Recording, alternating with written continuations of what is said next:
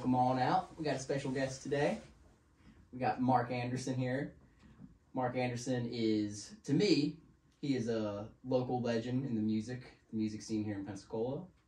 I actually don't know even if you're from Pensacola or if you started doing music here, if you started somewhere else and moved here. What's the story with that? I was born here. Born here? Okay. 10th generation. Ooh. So we've been here a while. Yeah. My family's, got a bunch of preachers and stuff, so my grandmas were all playing pianos for my preacher grandpas. Yeah. And I was singing in choirs when I was a little kid in the Baptist church. Mm-hmm. And I'm an old guy, so I was born in the 50s. So I grew up with Elvis Presley, and then when I was going to school, it was the Beatles then. So Yeah. we all got into that pretty quick. And so I started playing guitar in the late 60s, just playing around with the guitar, really, just mostly singing.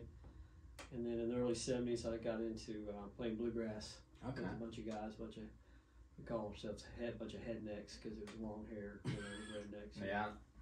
Never heard of the head. That's where we got a start, I guess, into the local music scene. Heck yeah. Well, cool. Nice. Yeah, thank you for coming on. It was short notice.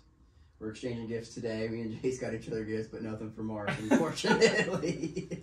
I also just met Mark for the first time 10 minutes ago. Yes. Wearing this. So we're buds. That's right. Yeah. Solid. Heck yeah. Needless to say, I'm excited to go snowboarding this year. Oh yeah. When are you going? 21st Nice. January? of Jan, yes. Yeah.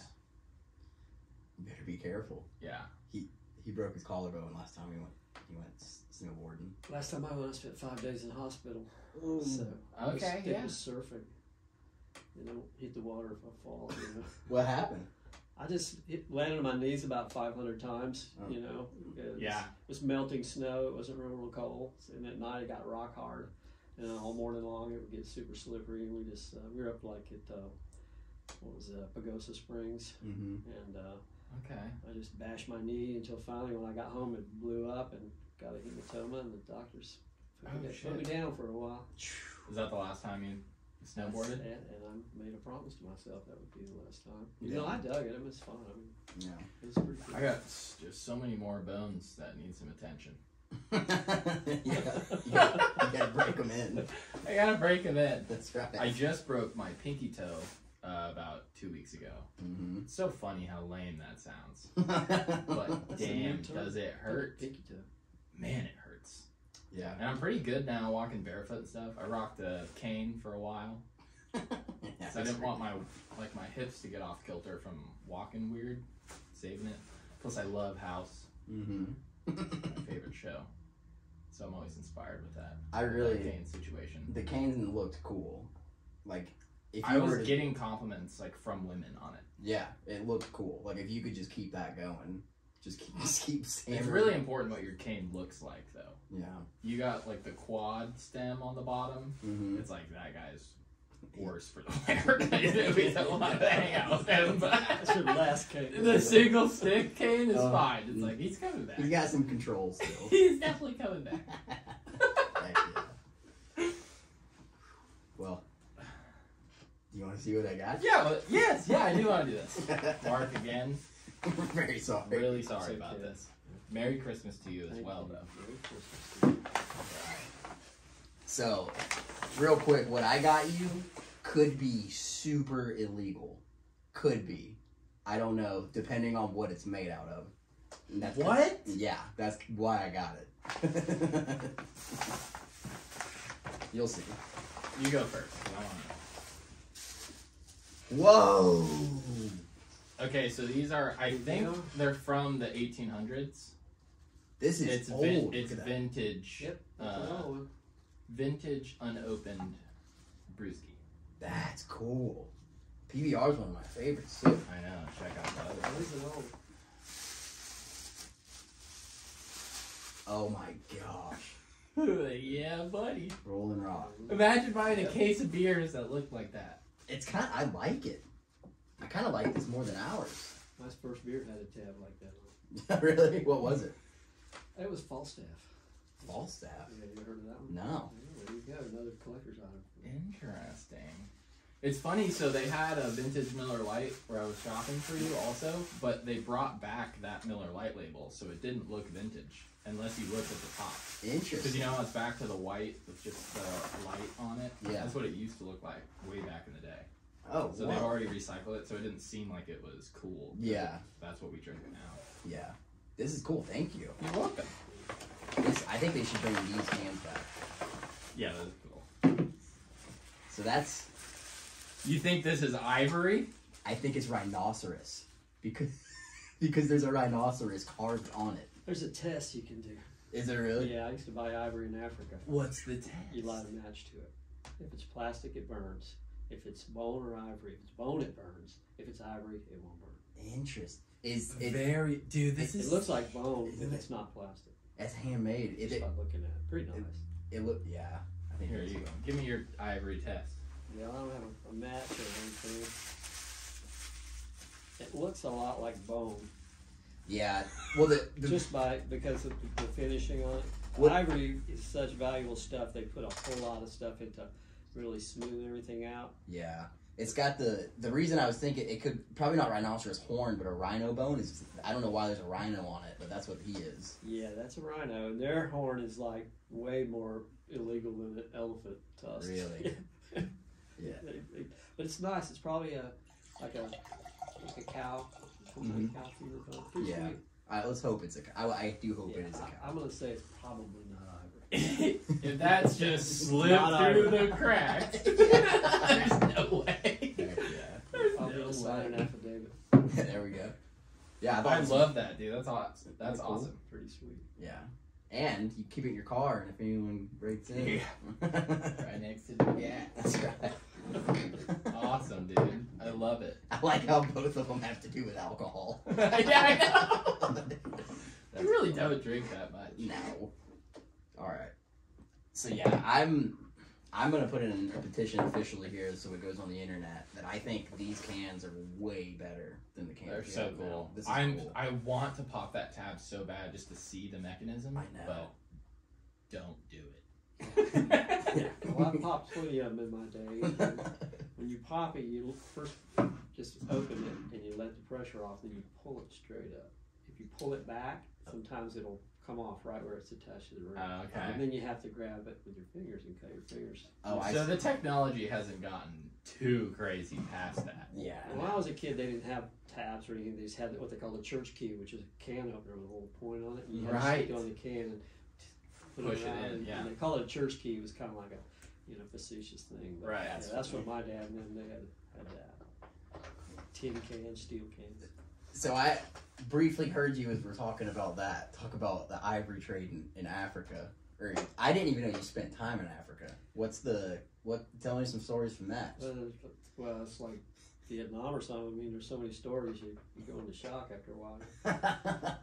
My parents lived in Sudan, in Khartoum, back in the 70s. And so I would go over with my brother and visit him for Christmas. Mm-hmm. And every time I went there, I was offered a job because there's not a lot of people that have skills like we have in this country, that are there already. There's a lot of people who are real smart, but a lot of people who are not educated to do different kind of skilled things. So after a while, I said, okay, I'll come over and work. So I went over there. My brother and I went, and we worked in the port there.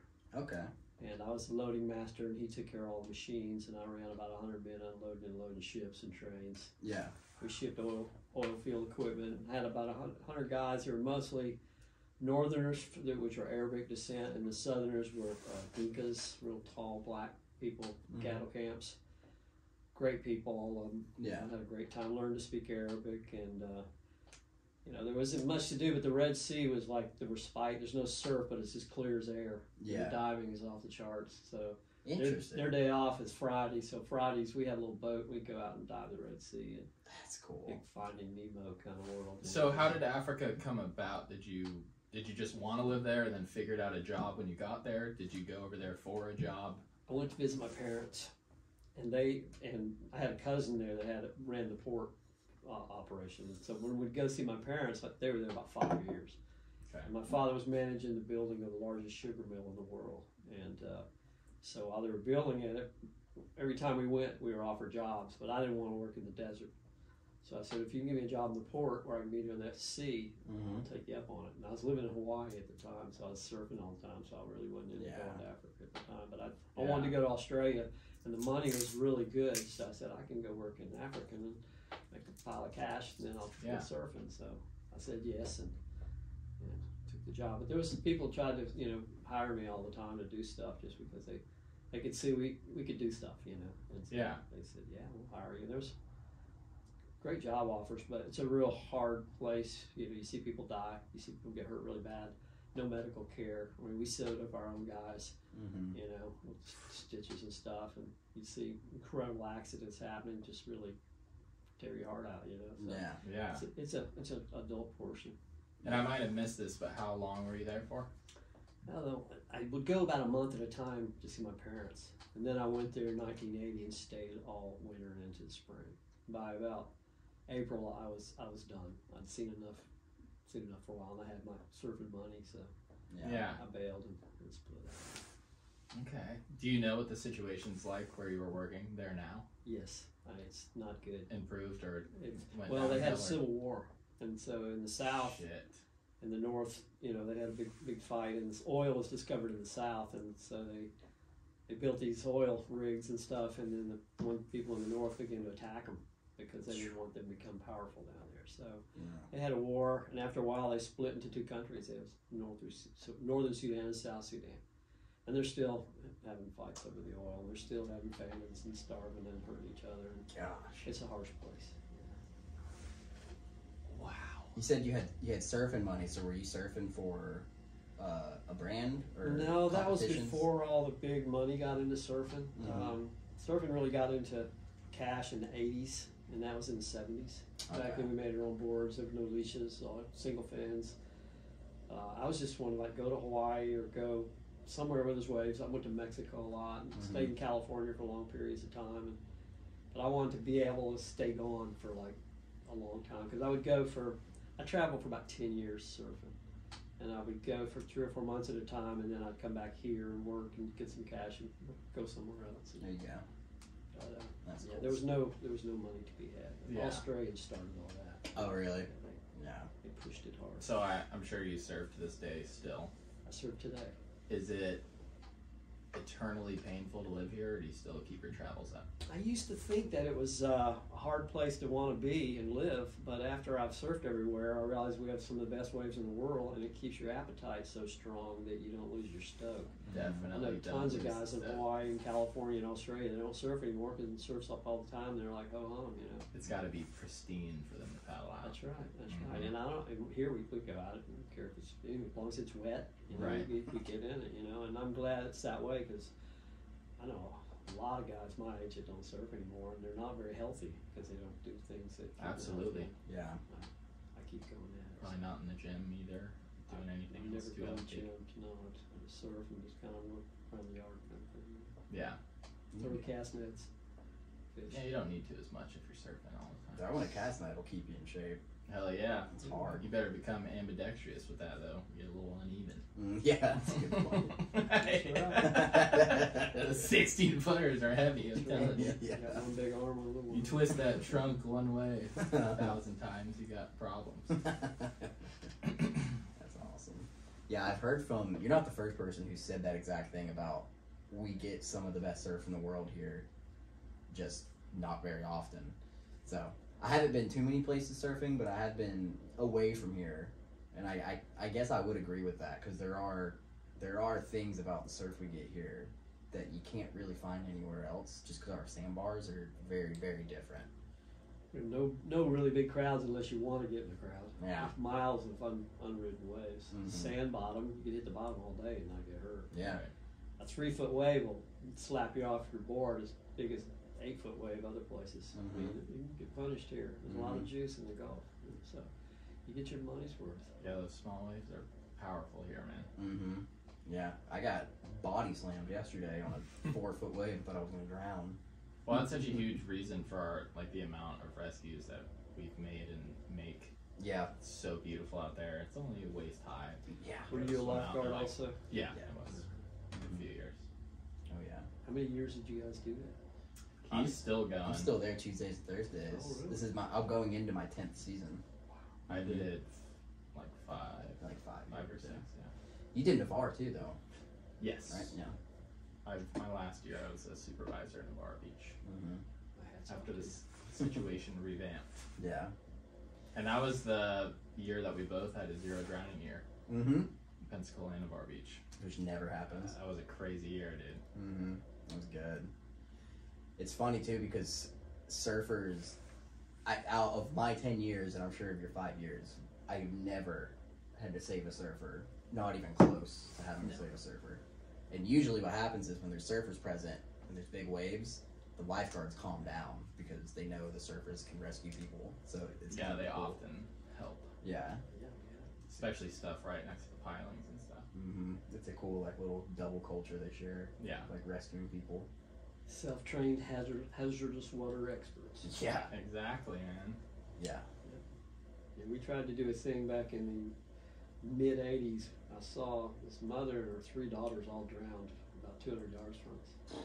And it was a real glassy day.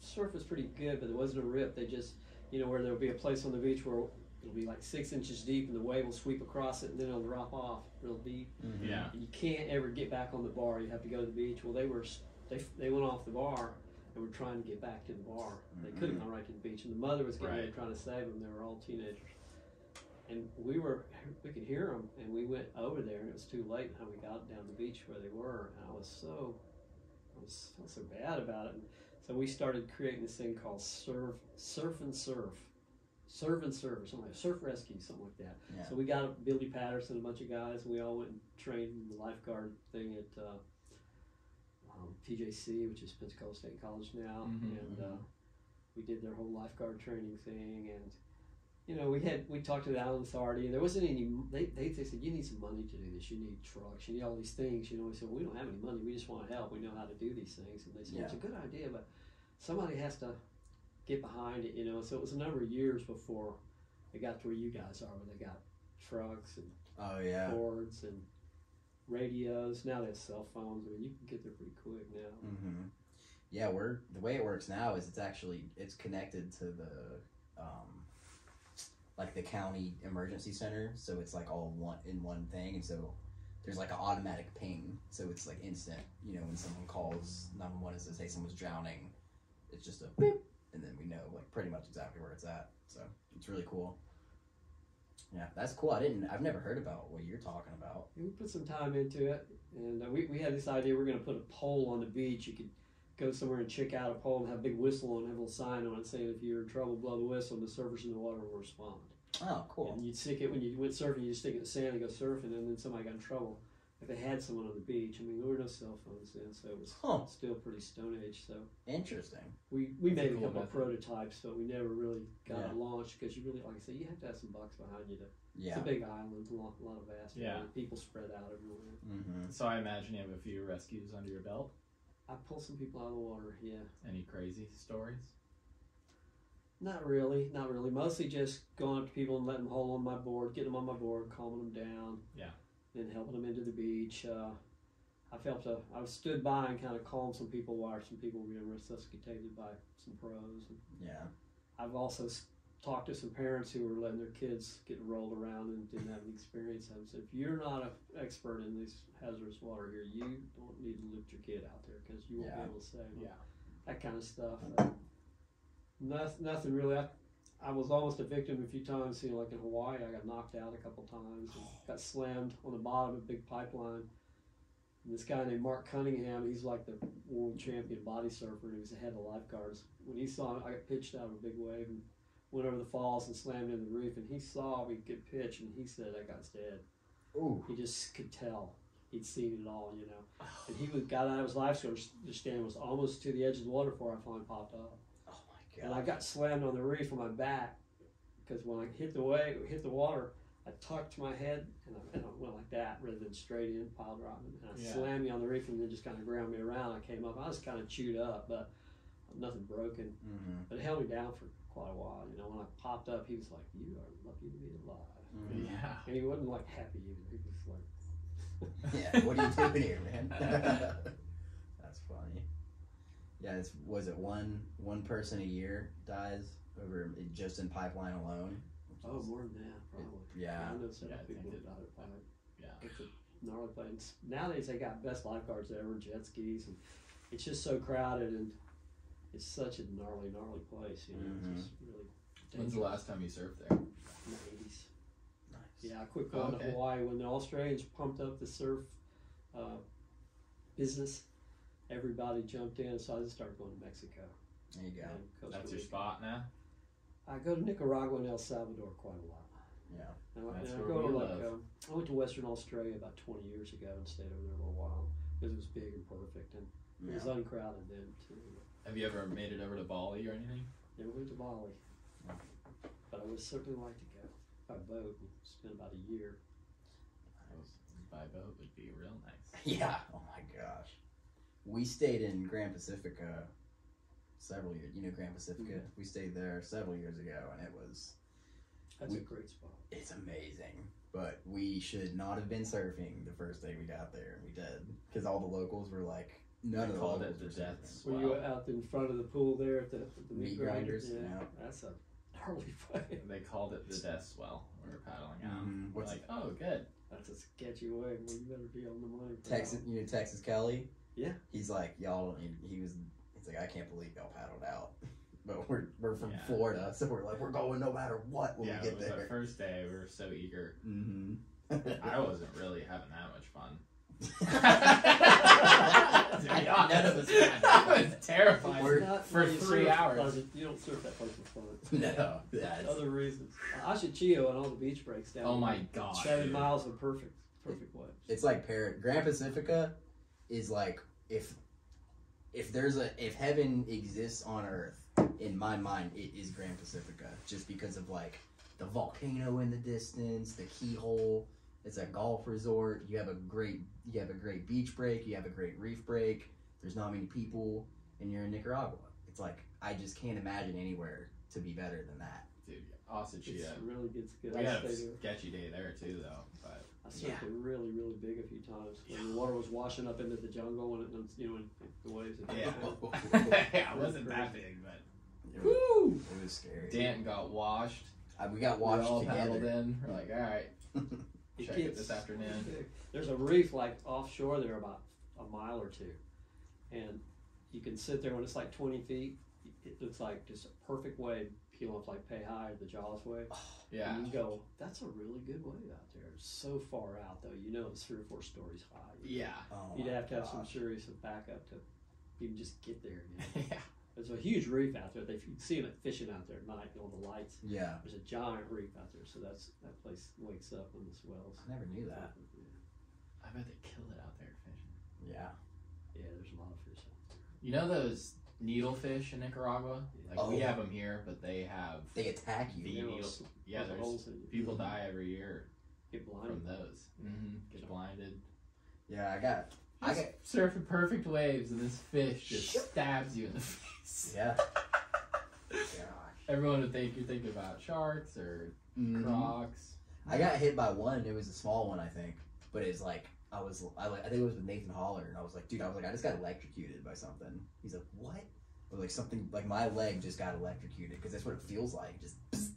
He's like, no, it was a needlefish for sure. I think they travel in little groups and they spook when they see you. And one or two of them shoot it and don't realize they're going to hit you. Or they'll be flipping sometimes. I've seen them out of the water like, wow, like having a sword in his hand or something. You always have encounters out. You got stung by a scorpion in El Salvador. Fully attacked by and it was on me. It was on my body for like 5 minutes before it stung me too. Because I climbed a tree in El Tunco. And it was up on the hill where Chama's house is, and I was trying to see the surf, so I was like, I'm gonna climb this tree. Go up, look, I was like, it's good. So I got back in the car with my brother, and we're driving like 5 minutes down the road, and like my entire arm just catches on fire all of a sudden. I was like, what the heck? And I looked down, there's just a scorpion lighting me up, and I was like, dude, slung him off of me. He crawled in my board short pocket, so I'm hitting myself. I killed it in my pocket. And then now I'm like, all right, well, I'm gonna die because we're in a third world country. Was it a big one? No, it was a little bark scorpion. Okay. Yeah. That's the worst one. Really? Yeah, the smaller they are, the more potent. Yeah, it hurt. It hurt bad. Like big 50 wasps. Ugh. Yeah, really bad. So I thought I was gonna die for a second. And so we went back to Chama's house, and I was like, where's the like? What do we need to do? And he's like, just started laughing at me. He's like, you're fine. And I went and surfed. Punta Roca, and it was fine. And then I got like a low-grade fever for a few hours, but yeah. It's funny how that stuff happens to you, being the most hypochondriac out of our whole friend group. Yep. So of course, It's great.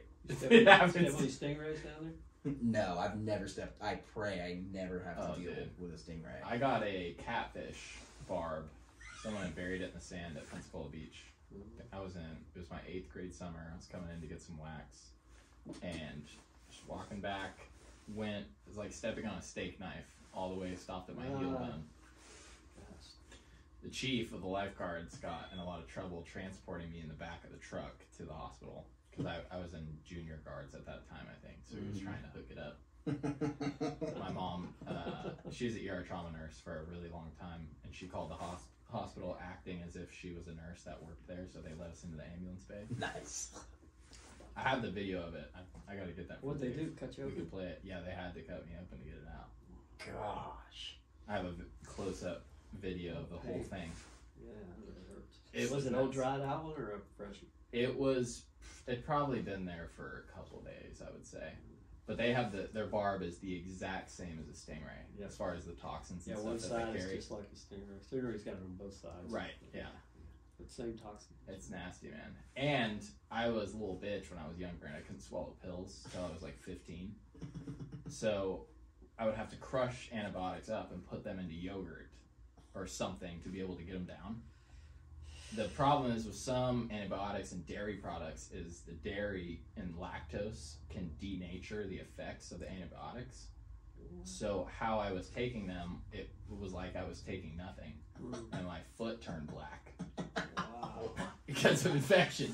So we had to go back and figure that out real quick. Like you're eating this. That would have been a bummer if I just lost a foot because I couldn't swallow pills. You showed them. I was on liquid Benadryl before ever. Oh my gosh. Something about the bottom of the foot just gets you. Bottom of the foot's bad. That makes me. Except for the bottom of the foot's also very resilient as far as this calloused skin. Yeah. So you know that new decking for like piers? Yeah. It's like the fiberglass and plastic. Bubbles. Super expensive, million screws going down. It looks good. Hurts like shit to walk on barefoot. Mm-hmm. So my friend's parents just bought this house, this huge dock, and it was a little bit old. And you wouldn't feel the fiberglass with your feet because they're a little bit tougher. But if you could have pants on and you sat down, sitting on the dock of the bay. Oh no. A million little pieces of fiberglass straight into your ass cheeks. Ooh. You just cannot get them out. Yeah, that's weak. So you got to keep those new. They're great and they survive storms and stuff, but yeah. Just don't ever walk over or touch it. Yeah, just don't touch it. It's so expensive too. Mm-hmm. You think they can fix that problem? Yeah. Dude, fiberglass is nasty business, man. It is, man. It's just needles. Yeah, just little needles. You see the board shapers wearing like the most high-tech masks on the planet. Yeah, like Walter White. Yeah. You can't be getting that stuff in your nasal cavity. Jeez. And you can't see it, so you can't pull it out. No. So it just has to work its way out. Mm-hmm. Or its way in. Yeah. Or its way in forever. Change your biome. Golly. Did you work with, when y'all were in the 70s making your own boards, were y'all doing fiberglass? Oh yeah. Yeah. We'd shape my boards under a magnolia tree in the backyard, and with no lights or any of that stuff, and shape them with Sureform, no electricity. Glass them out there too, pick sticks out of it, when you glass them with sand and everything. But the only protection I ever used was I put a fan up when I sand and blow it away from me. Smart. Blow all over my mom's flowers and stuff like that. But Nourishing. everybody I know that built boards, they succumbed to something or other. It got in them, I know guys they dangle a cigarette in their mouth while they glass. And the idea was it would burn up the fumes before they breathed it. That's kind of a smart thought. Do you drink? I do, but I'm good. Okay. Yeah. I have rosé as well. Yeah, but see, back then you only had like a board a year. You made bulletproof surfboards. They were big things, and they were like Barney Rubble's Fred Flintstone boards, you know, real heavy duty, a lot of glass on them, and they were bulletproof. You know, you could flat bottoms. We really hadn't figured out the late drop, but how to really rock her tail up. So if it got really sucked out, you had to either get pitched on the takeoff and land it, or you had to drill into it at an angle, which is what we did. If it got real pipey, which is what they did at Pipeline too. I mean, there's a guy named Jock Sutherland that kind of taught Jerry Lopez how to ride the place, and he lived up there at Jocko's in Laniakea, and he rode it a lot, and he told those guys, take off, stepping on the inside of your board, and just get it angling and drop at an angle up, because the tails wouldn't. Those longboards they were riding and stuff like that, the tails just couldn't handle the drop. Yeah. So that's the way we did it too. My first board was a 9.6, and I would paddle as hard as I could. If it was over 3 or 4 foot, I couldn't get it to drop in, so I would just paddle really hard and start getting pitched over the falls, and I'd squat down and grab the rails and go completely airborne and land it. Bam, bam, and stand up and start surfing around. And, Heck yeah. Crazy stuff. I bet those boards though, when you were able to make a drop and you had all the rail in the face, I bet they were fast because real fast. There's no rocker, so it's. You could step back on the tail and really turn them, but you couldn't turn them if you were up front. So like nowadays they ride them like skateboards. You turn them off the nose. You use your front leg to turn. We used to surf off our back leg, put our foot right over the fin, and kind of float the front and just weave it around, you know. Yeah. And if you got in a section, you could step up and get on that rail and have real hard rails, and then tuck in and go real fast and beat out the sections. It's like a completely different style, and you can still go back to that. It's Modern still boards if in you want it's to, still but in people's repertoire. Right. Yeah.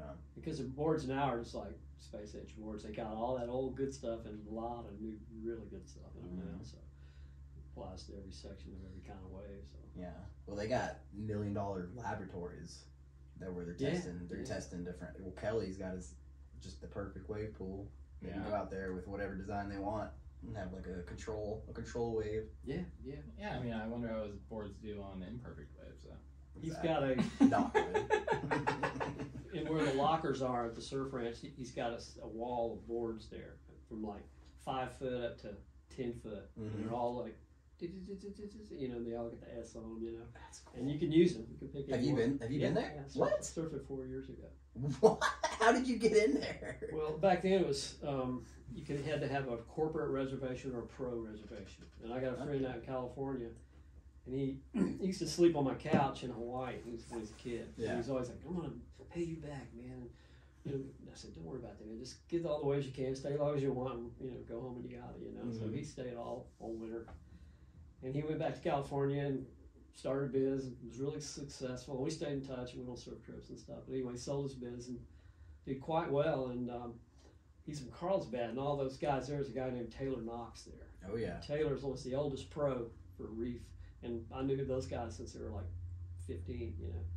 And so he said, Taylor can get us a reservation if you want to come. And I said, yeah, I want to come. Yeah. And so we went there, and 8 of us went up there and flew up there to Lemoore and went in there. We took our own boards, but all those Kelly's boards were available to us. Yeah. And like I said, they have a guy in the tower, and they go, what about this guy? And they go, well, he's a old guy, so take it easy. So they dial a little bit, and it's not quite as draining gutter wave, you know. It's a little more walled, you know. Yeah. Wow. And so we sat there, and we got we had 4 of us in the pool at a time, and so I was number 2, and then my buddy's friend, his son, was with us, and he took off on the first wave, did a real nice turn, but when he came off the lip, when he turned, he fell. Oh. And so they have this deal where as the wave gets to you, whoever's next in line can poach it. So and there's no turbulence in the pool on the first wave. It's a solid glass pool. I mean, it's like totally sitting there. And that wave came up and he fell, so I was sitting there and I caught that one. And pretty radical. I bet, man. I was riding like a 6'4" Haydn.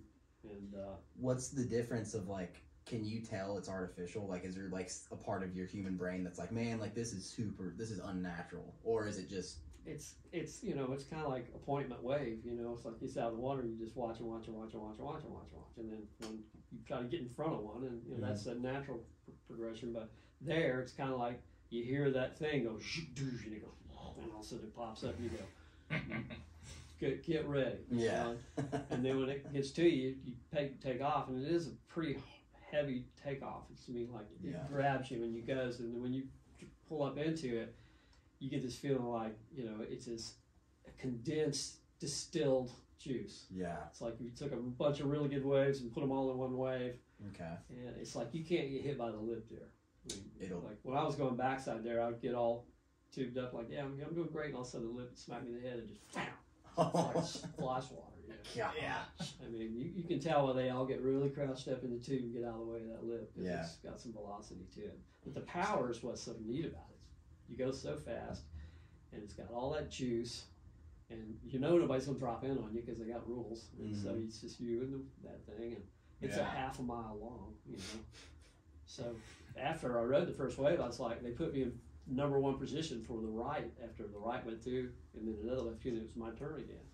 And I was like, man, I don't know if my legs are ready for another one this quick, you know, and because they were, you know, with 4 guys in the water, you get a right and a left and a right and a left just breaks this way and that way, and so you get time to rest and stuff. And So how many waves would you say you took off on? 10.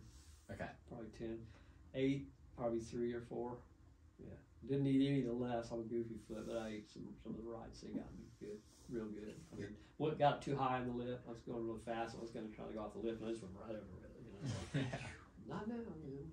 I mean, you're probably one of like the 0.01% of people on the planet that surf that wave.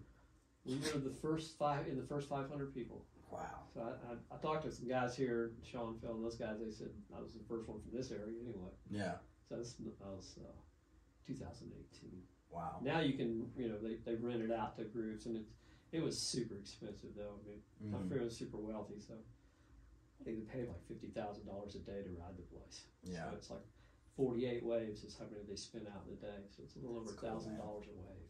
Wow. So that's just way out of my territory. Yeah. But for my friend to go, hey, come with us, and I'm like, all right, I'll be there. I'll be there. Yeah. That's awesome. Yeah. Pretty well. I'll be honest. It's getting a little hot in this. I'm hot. got a t-shirt on. There he is. Oh man, You made it. How was snowboarding? it was good, dude. The slopes were hot. You don't have anything on. Oh, he's got Santa Claus. He's got his Santa Claus on. Listen, give me some of that wine. You got to hear the story about this outfit he's got on here. Oh man. Yeah. Hold on, Can't wait. I got a couple sets of suspenders. Excuse me. So he, what are their names? The guys that hired you to wear that? It was a woman.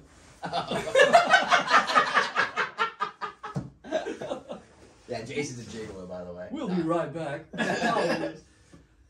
Oh my That's pretty god, funny. I love it. Yeah, so I tend to say yes to things because you don't know what's going to come out of it. That's a good attitude. So if it's obviously no harm or you're not hurting anybody, right? You'll be able to take me seriously after this story.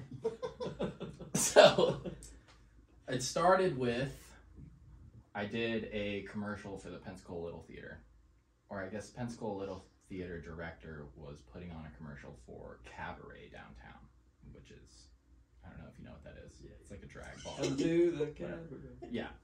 Oh, I knew about the play cabaret. I didn't know what the bar. Oh, okay, yeah. Anyway, It's a very, It's a gay bar. it's a gay bar. Gotcha. Really cool drag shows there and everything. I was like, yeah, commercial, great. They had, you know what a red camera is? No. It's like a $80,000 camera. And so I showed up to this place thinking it's going to be this just back door, whatever, little commercial for a bar in Pensacola. How cool could it be? And they had this camera that I've known about for years. And I was like, holy shit. Like, they're paying big money for this. Yeah. So I was the naked butler. I wasn't naked. I had angel wings on. And I was a part of this commercial. It took all day. It was super fun.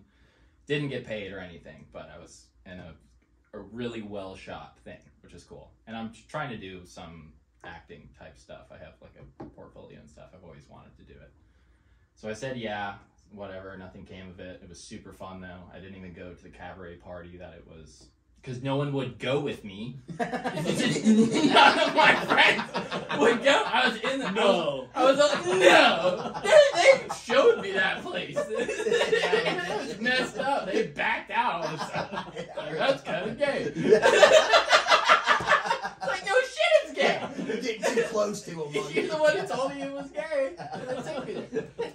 So, yeah, so I didn't go to that because I would have been alone and I didn't want to do it. Anyway, so months go by, and maybe 3 weeks ago, the guy who asked me to do that commercial said, hey, I gave this lady your name. She needs a sexy Santa for this Yellowstone party that they're having at this private club. So the club is called The Establishment, and it's downtown just off of Palafox Main Street. It's just the richest people in Pensacola just pay to have this club. It's really, really cool in there, actually. I never even heard of it. They have this thing catered, and I guess they never had a Santa before, but I assumed it was another, like it was just a gay thing, you know, which I'm like, yeah, whatever. Mm-hmm. But she's like, I'll give you $250 for an hour. You just have to take pictures with people in this suit.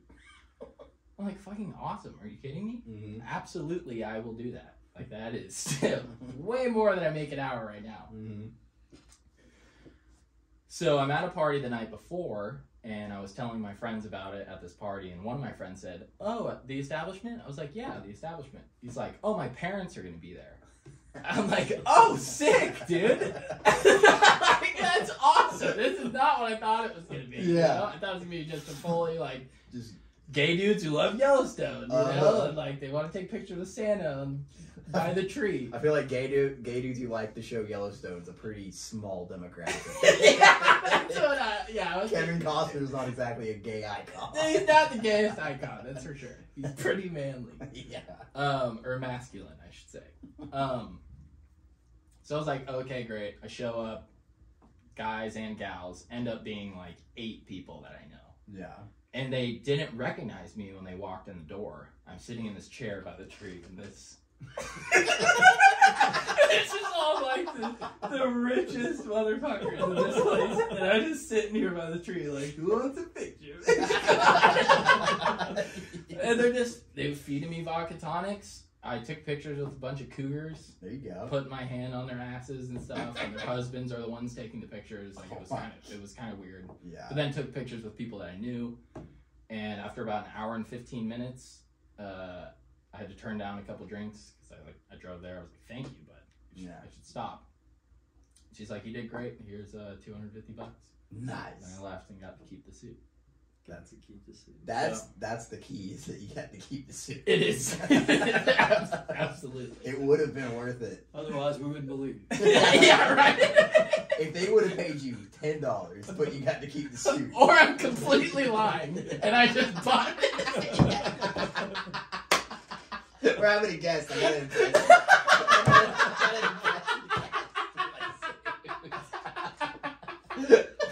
Oh, man. Oh my god. Oh. Dude, once you caught on about the rich situation, you should have just went and found you a mason jar and got you a little tip jar and put it out there. Well, it's funny because, like, I'm opening a gym next year. And I'm just like, so I try to meet people. Like, I purposely try to fly first class when I can, just in case, making a business connection or whatever, just to try to level up, you know? Yeah. And that's the place you want to be to level up. It's a private club. No one just gets to go in there. Yeah. So I'm like shaking people's hands wearing this, trying to like talk seriously to them. You're trying to make money moves. Trying to make money moves. And the wrong kind. It was the wrong kind of moves that they were seeing. Oh my gosh. Like, but yeah, I'll invest if you come back to my place tonight. Yeah. Oh my gosh. Yeah. No, I think I made some connections. It's good. Yeah. We're all laughing. No one was like weirded out. Yeah. It may have been better though, because you're opening a gym and they were able to see your physique, and then it's like, oh, he knows what he's doing with the gym situation, as opposed to if you had a big old Santa sweater on. Right. Yeah. So yeah, maybe it'll work out. Maybe it will. It's okay if it does it. Jeez. I'll keep saying yes though. That was fun. Yeah. Heck yeah. It was fun. You know, I know one thing that, you know, like your generation got to experience that we never will is like, he can wear something silly like this out, but there's going to be tens of thousands of pictures of it. You guys, what we'll never get to really know about is you can't go out and like without there being cameras everywhere, which is kind of a weird thing that we've had to deal with. But it's just like, There's no cameras. I know. Yeah, we'd be in the hospital for a while if we wore that. Because people used to hit each other. Yeah. And you get arrested for hitting people. Yeah. I wish you still could. The surf lineups were controlled like that. Mm-hmm. Oh, yeah. Got out of line, somebody told you pretty quick. Yeah. Do that again, you know, and you really knew not to do it again, or else it bunk you, you know. Take you out. And it was enough, you know. So, but nowadays nobody can do that, so they can do anything they want in the water. Yeah. And there's cameras everywhere, like you said. It's a pretty bizarre thing. Mm-hmm. But then none of them are making photographs. Like back when I was coming along, every time somebody took a picture, there was a photograph that you could throw in the drawer. It could be there 100 years and pull it out, and there's a photograph. Yeah. Now they're taking perfect pictures. Mm-hmm. Where will they be in 100 years, you know? Yeah, they might one EMP and they're all gone. Mm-hmm. Yeah, you'd have to print them the old way and throw them in the door there. You know? Yeah. It's pretty ironic. Have you surfed hobos down in Puerto Rico? No. I got in a scuffle there. You did?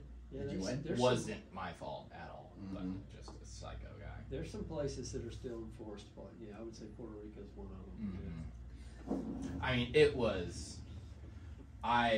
So it's essentially a point break, breaks off of a rock. It's a right. I drop in. I was touching the rock pretty much. I was so close to it, like I'm obviously at the peak, and made it. Like the face was completely open. I had done 2 turns, and then a guy dropped in on me. I was still going, and I was like, okay, he's obviously local, so I'll pull out of the pocket. Yeah. As I was pulling out of the pocket, he was doing a cutback, and the nose of my firewire just ripped down the middle of his entire board. Firewire untouched. His board, he flipped it over completely, just a channel through the bottom. Yeah. But I didn't know that, so I was paddling back out, I didn't even feel it, really. It was super weird. Mm-hmm. I was paddling back out, and I just got pulled underwater. And I was like 14. I was like, what the hell? Came up, and this guy's screaming at me in Spanish, and then just wouldn't get off of me. He was like Velcroed to me, and then paddled me to the beach. My dad he filmed the whole thing. Like, I have the whole thing on video. And my dad's like trying to... my dad's trying to talk sense into him. Like, I filmed the whole thing. Like, you dropped in on him. That was ridiculous. He tried to get out of your way, and it's unfortunate that this happened. Yeah. He's like, there's no competition. There's no competition. And we're just like, oh, okay. Oh my God. So finally we just gave him $200 cash. We're like, leave us alone. Yeah. Because I mean, he was a small guy. I mean, I was skinny when I was 14. I was little scrawny, never touched a weight in my life, but I was pretty tall. Yeah. And my dad was huge compared to this dude. But that's where they live, man. You don't know if he's in a gang or got a gun in the car. You just, here's some money, dude. Yeah. Or like, oh shit, $200. Mm-hmm. It's gnarly. See, the one thing I'll say about surfing, just because of stories like that, is in no way is surfing as gnarly as it used to be in your day. I mean, I think everyone agrees on that. But the cool thing that I like about surfing is you're in the water, and there's not like if you're in the water and you're acting like an ass, like you're gonna get called out on it. Pretty much still to this day. And there's nothing you can do to get away from people, and there's no cameras in the water per se. So like, right. I mean, everyone's had something like that happen to them, and it's still a sport where you can exchange words with people, and you can go up to them and be like, hey, like you need to stop doing that, and you really like have a face to face, like almost like a face off of like, you know, like something could happen here, and there's nothing you can do about it because you're in the ocean. Where you can't go anywhere, you can't call anyone, you don't have a phone.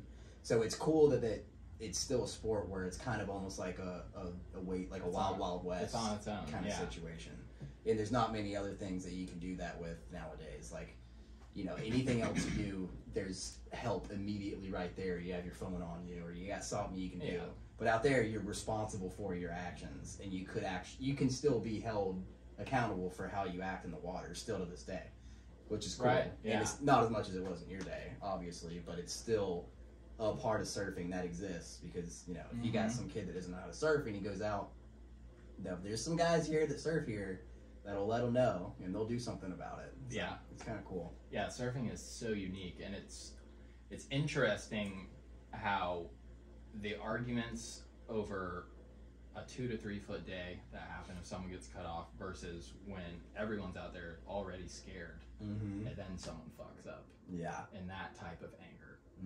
Where it's kind of like... Yeah, I agree.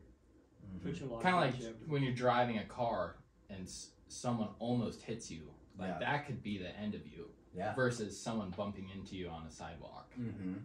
That's exactly how it is. That's right. Yeah, if you're out there if you don't know how to control your board and you're out there on a 10-foot day with no leash, you can kill somebody. Yeah. Quick. It's scary. But also, that could make some situations potentially more calm. If you're already so shook. And you're like, oh, I'm just glad we're okay. Yeah. Now we gotta paddle back out. Yeah. I'll yell at you in a minute. Let's duck dive this 10-footer first. Yeah, exactly. Right. Yeah, it's interesting. That's funny. Heck yeah. Alright, so we do a little segment on this show. Oh yeah, allegedly. It's called Allegedly. It's pretty much, just so you understand it, would be like, do you think this is a real fact or is it not a real fact? But since we don't, or I created this segment, I don't actually vet these facts, but it's from a source that is apparently solid, incredible, but I don't vet it further. Right. So we decide if it's allegedly or not allegedly. All right. It's just kind of fun. So, it's our show. We get to do what we want, you know, So even if it what doesn't is- make sense. If you think it's true, you say true, or if you think it's false. So if you think it's true, say not allegedly, Not which doesn't fully make sense, but it's fine. Yeah. Well, let's go. They know what we're talking about. Okay. We're really saying true or false. Yeah. Essentially, it's like if we want the world we live in for this to be true, then we'll say not allegedly. Not allegedly. If we don't like the fact that that's a true thing, then we say that's allegedly. Yeah, exactly. Okay. Exactly. It's really frustrating for the viewers, but it makes them get online and check it out. It makes it interactive. Yeah. Okay, here's number 1. Sharks have survived 4 of the big 5 mass extinctions. This makes them older than humanity, older than Mount Everest, older than dinosaurs, and even older than trees. Older than Mount Everest? This is, for me, this is something I like. So I'm going to say not allegedly. See, yeah, I like sharks. I think sharks are cool. So I'm going to say not allegedly on that. I'm going to leave the jury out on that one. But all the sharks that ever had teeth, all their teeth are still here. They do not decompose. So Huh. the teeth of every shark that ever lives is laying somewhere. Because they're so dense. They just don't keep. They turn black. That's the worst thing that happens to them. Very cool. Another beautiful thing about the segment. It usually stirs up something nice. It always stirs something up. I kind of do. My eyebrows are raised at the older than Mount Everest comment there. That is a weird one. Yeah, that's an old thing. All right, what we forgot? Keep that in your... We'll do some more digging on that one. Mm-hmm. Off air. And maybe talk Shark about fossils it and on the next episode. Mount Everest. Yeah. Okay. Next one. If you inhale a pea, it's possible for it to sprout and grow while in your lungs. No. Come on! No way. Come on! That's like saying, That's cool. Remember your mom, don't eat the watermelon seeds or you're going to grow watermelons in yourself. That's like the same thing. Yeah, but this is saying the lungs, which is a different Ecosystem. situation. It would swell up and perhaps sprout but not grow. There we go. Sprout but not grow. Okay. Allegedly as hell. We used to sprout weed seeds in our mouth. In Hawaii, that's what you put them in your mouth. For how long? Just put them up in your gum, just for like all day. It's like a dip. Yeah, like a dip. And then when you go hiking in the hills, you poke it in the ground and it's all ready to go. That's genius. What? That was 50 years ago, so we don't do that anymore. I mean, are you Yeah. saying the seeds don't work the same, or you just can't find seeds anymore? It's just we got over it, you know. No. Yeah. We got enough. I of see. it. I see. Yeah. I know what I'm doing tomorrow. Shit, I gotta get it quick. Christmas came early. Oh man. All right, moving on. Dolphins have bromances in which two males may pair up for as long as 15 years and help each other hook up with females. I have heard this on multiple documentaries, and so definitely not allegedly. And man, do we love dolphins on this show, which is weird because we also love Japan and we want to see them get murdered. Mm-hmm. I know I do. I want to go to Japan and see that. What's it called? Not that we want to see a dolphin get murdered, pilot but whale just slaughter? Experience it. Yeah. Is that what it is? Yeah. Yeah, I want to go. They've been doing that 1,000 years. Yeah. I want to go witness that with my own eyes. We don't support it, but we See want to. blood. Mm-hmm. We want to witness it. Mm-hmm. I do want to see that. Is that like that? I don't. Well, here's the thing. They're gonna do it. You're not gonna stop them from doing it. That's kind of what I'm thinking. And I want to go see if it's as bad as people say it is. Well, if they make the blades with their own hammers and their own steel, and they make all their equipment by hand without modern devices, then by the time you made something, you can go slaughter a couple, you know. But if you And they machine making, oh yeah, they use them for they can them, they eat them, they use for all kind of stuff. Mm-hmm. But if you're using machine-made slaughtering devices, you know, and doing it from your computer, It does make it gnarlier. It makes it a little more wanton, Yeah. Yeah, That's true. absolutely. reckless. And then it's like, Yeah, it's not like they hate dolphins, pilot whales, It's their or way of whatever. life, They you know, just their way of life. yeah. And I'm fully. I was raised this way. Like I used to hunt all the time. I'd kill a lot of animals, but I had to eat the animals that I killed. My parents made me eat the animals, and that's fine. Whatever you kill whatever you need to kill, but you need to eat it, and that's what they do. And then it comes down to like, yeah, those animals are more intelligent than most animals, and I get that. But like, I mean, like how many we kill billions of chickens like every few weeks or something. It's like retarded. Yeah, I know, but it's just I don't know. The chickens haven't figured it out yet. Yeah, right. Hope they never. Yeah. What the hell's wrong with them? Well, you know, octopus is super smart, Mm-hmm. and I used to go and kill lots of octopus, but now I kill one a year because I really like to eat octopus. It's good. And they come by here in September, and I have an octopus trap. I'm tied to one of the pilings of the pier, and the next day there's an octopus in it, and that's my yearly octopus, and that's what I have, you know. But I don't kill more because they're so dang smart. I mean, I've had them come out when the pier was wooden. There would be holes in the pilings, and I'd go up my mast, and there'd be an octopus in there, and I'd start poking it, trying to get it come out, and it'd stick its little tentacle out, and I'd wrap it around my mask and pull it off my face. Oh! Did you see the documentary My Octopus Teacher? I did. Dude, that. How did you? I loved it. Did you feel right at I home? was really amazed that that guy could be in the water, that ice cold water, for that long in South Africa. Yeah. Yeah. That was the most impressive thing to me.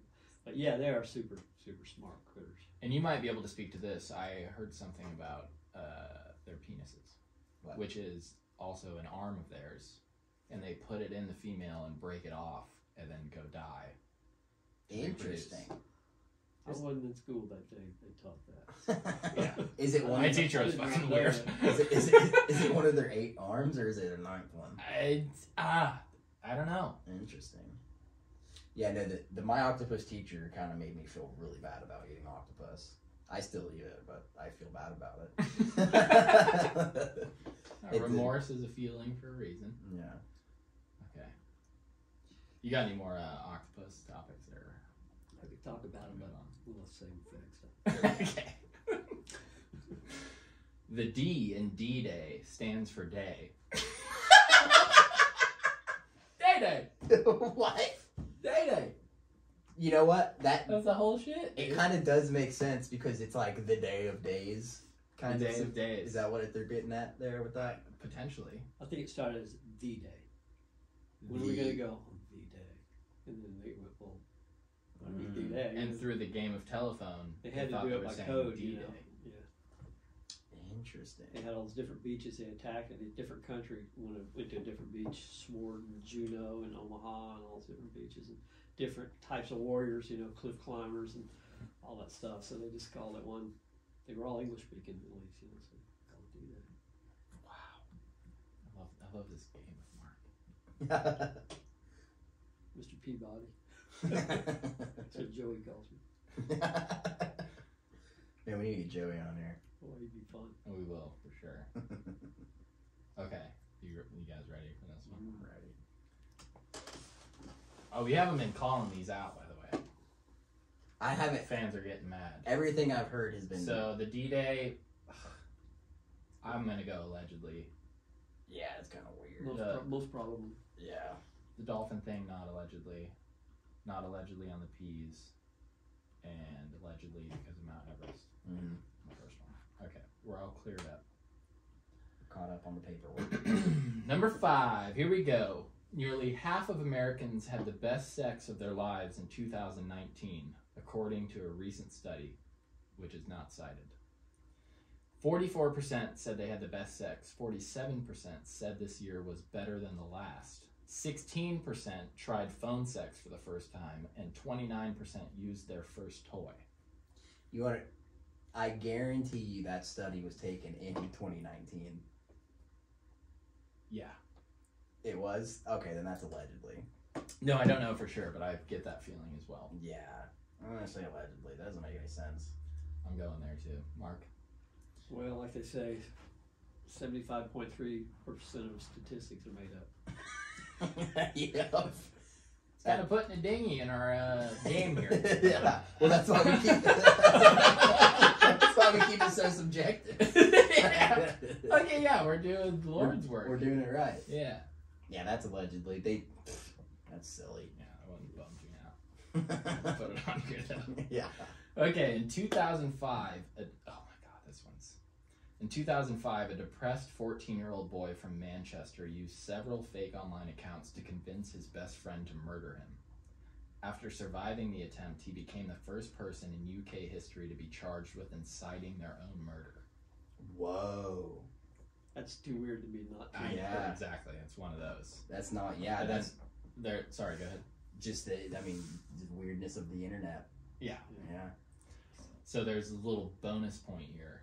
After both teens admitted their roles, they escaped jail time but were banned from ever seeing each other again by law. Interesting. What a case. That's weird. So they were adolescents, they were under 18. Yeah, I would imagine. 14. Yeah, okay. Most dangerous people in the world are 14 years old. Why do you say that? I just know I was 14. I honestly believe it. You ever been in Manchester? I have. But I was I was an adult. Oh, okay. A decent alibi. I guess, yeah, when Decent alibi. You had a beard. yeah, I guess when you're 14, you're fully capable of like violence at that point, but You don't know nothing. you're You have psych. no experience. Yeah. You don't know what risk means. Mm-hmm. And you try, you risk everything. Yeah, your frontal lobe just started going. Your testosterone's at an all-time high. Yeah, I was You're getting. finally tall a little bit. Yeah, I was getting punched in the face and punching people in the face left and right when I was 14 in high school. Yeah. Well, that's a J thing. And yeah. Let's not boil that all down Yeah. to the teens. Yeah.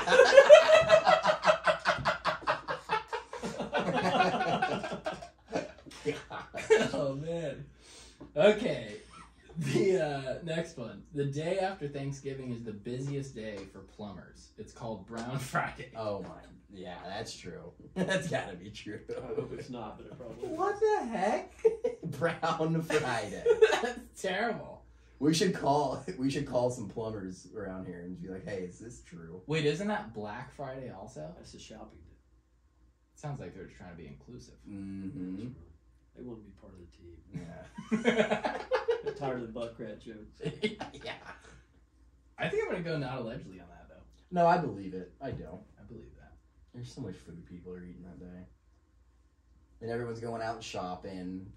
Yeah, I think people eat on Thanksgiving, and then they go out and shop, and they eat at the food courts, and then that's just a double whammy. Oh gosh. Mm-hmm. You get back home, and it's over. Yeah, you hit that Sakaru Yeah. after a turkey and stuffing. That's a dangerous game. Mm-hmm. Okay, you guys might know this. Larry David and Bernie Sanders are distant cousins. I did know that. I figured you would know that. Mm-hmm. Old Bernie. Very interesting. I wonder if he wanted him to win. Larry? Well, I remember when Bernie was going for the Democratic nomination, and he was like, it was looking pretty good for him. Larry David was playing him like in skits and stuff, but then Larry David was like, he wanted him to win because it's his cousin, of course, but he's like, I don't think I have it in me to play this guy for 4 years, because he would have to be the guy that like did all the skits. Yeah, I remember that. Interesting.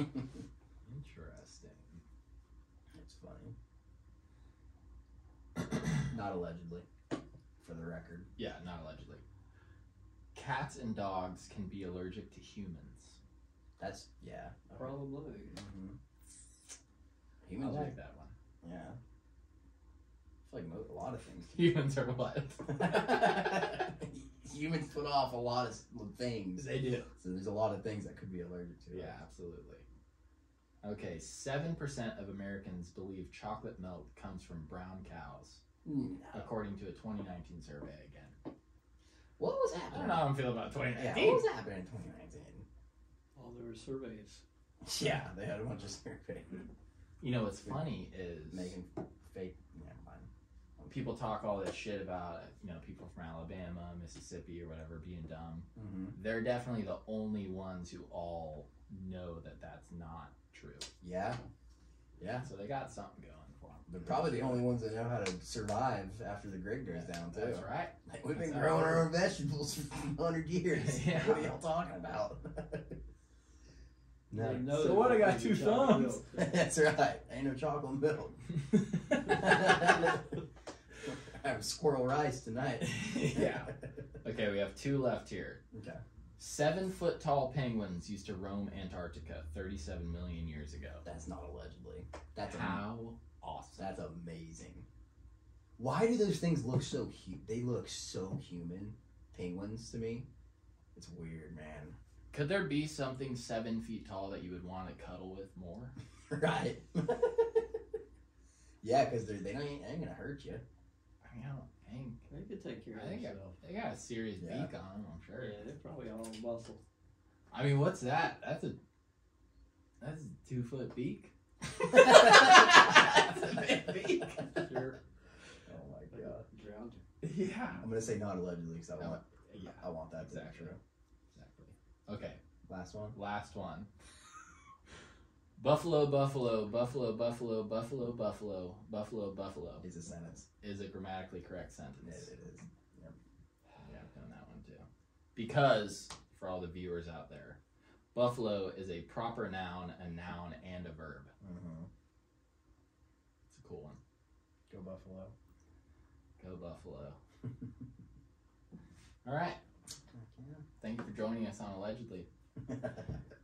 Anything else that you would want to talk about on this go before we wrap up this podcast? I just want to tell you did a great job breaking me into the allegedly, not allegedly. Facts, trivia, and misnomers.